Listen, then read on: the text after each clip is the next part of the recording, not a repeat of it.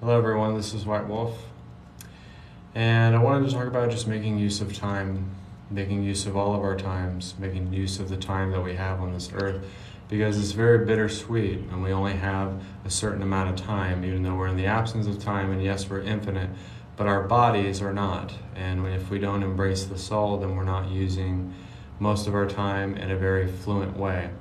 So making use of our time is really understanding that we just have to live in the moment, and even in the moment where we have challenges, or even if it makes us upset, even if it makes us angry, even if it makes us go crazy in life, just choose to live the best life, choose to be the best that you can be, and choose to be the best essence of your soul, and just pick the preferred timeline that you want to be in.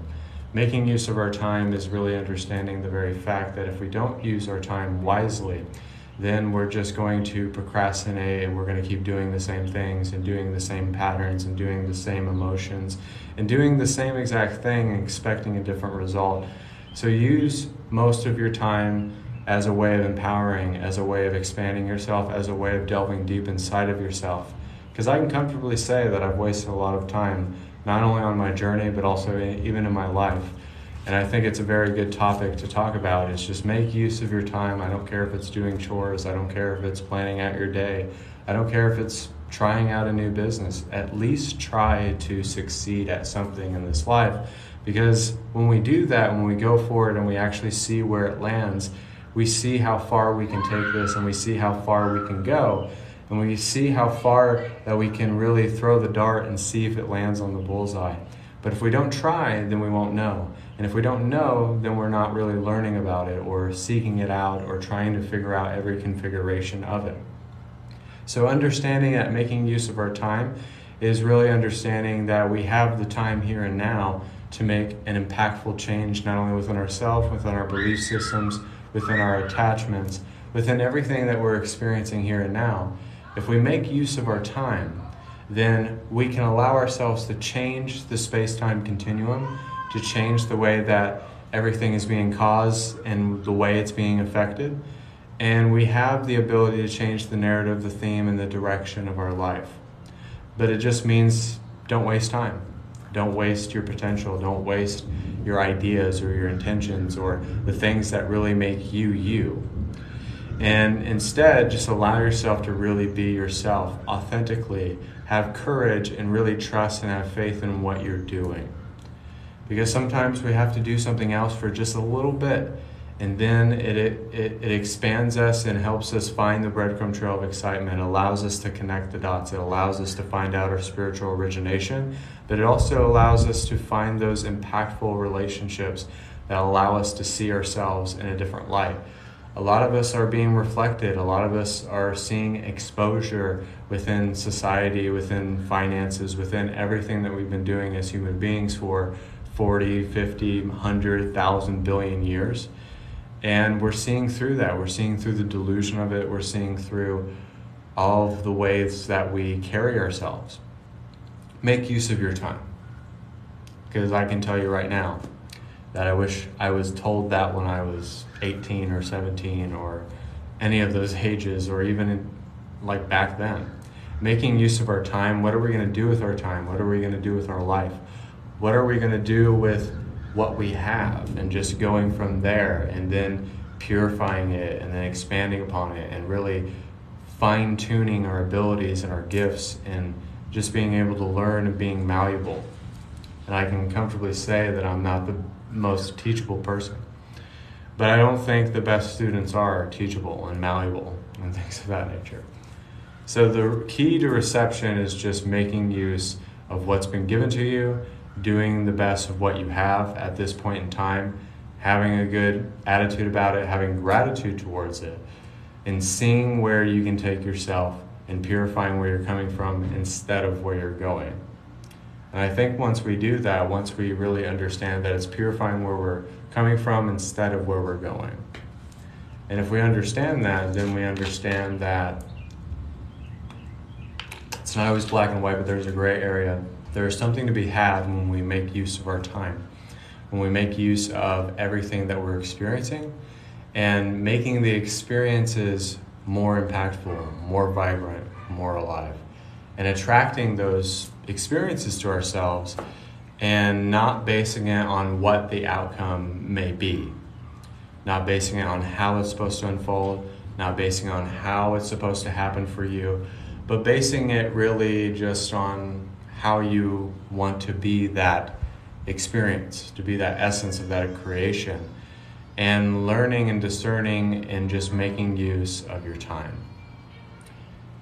Even though we're in the absence of time, and I don't really believe in time, but sometimes time moves slow.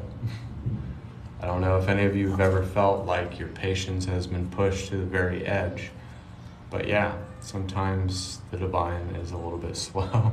Things on earth tend to take time to manifest themselves, and I don't understand why that is, but it just seems to be the nature of it. It seems to be the reality of it. So the only way that we can do that is to make it really, really, really, really, really, really sweet instead of bittersweet.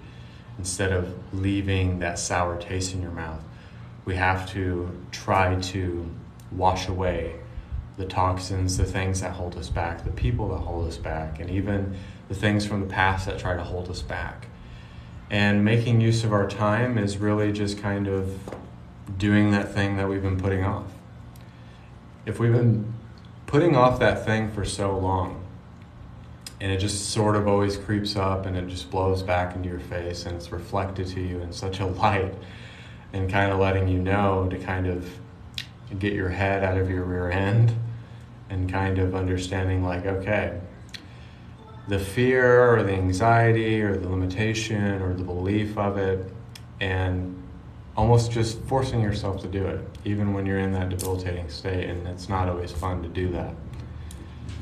Because if you force yourself and you allow yourself to focus on something else, then that's redesigning your focus. Because when you're in the fear or the anxiety or the lack or whatever you're experiencing, and you force yourself to do it, you're putting your focus on something else. It's not spiritually bypassing. Because you have to place your focus somewhere else in order to deal with that thing. But sometimes you doing that thing will make you feel ultimately better.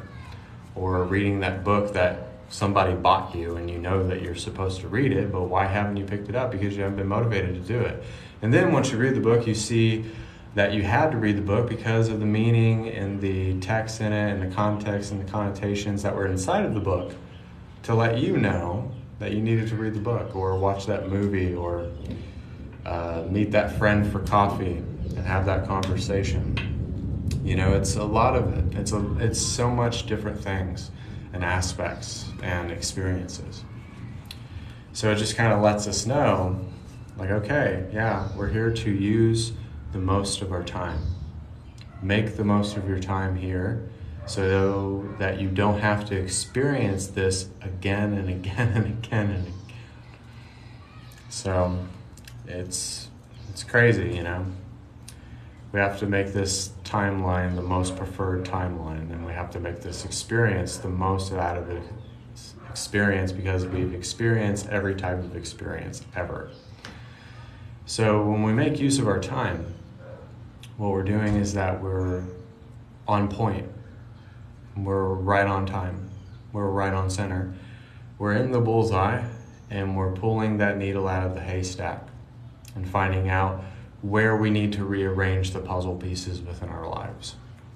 And it kind of lets us know where our placements are at, where our position is at, but also where we need to be experientially. And if we allow ourselves to do this, then we allow ourselves to shift into a new timeline. We allow ourselves to shift out of that negative state or that attachment or that fear, and then we do that thing which releases energy, which allows us to let go of energy, which allows us to transform the current experience and the energy and the attachments and the emotions that are attached to it. And then we detach from that, and then we allow ourselves to be a completely different person. But in order to do that, in order to become a much different person, we then have to accept that person that hasn't changed yet, to accept that person that is unwilling to change. and to accept what we cannot accept and forgive what it seems to be unforgivable. And then we allow ourselves to find out who we need to be in that moment. And it's not always pretty, and it's not always, flawless. We always think that it's flawless, we always think that it's carefree, and we always think that it's very effective.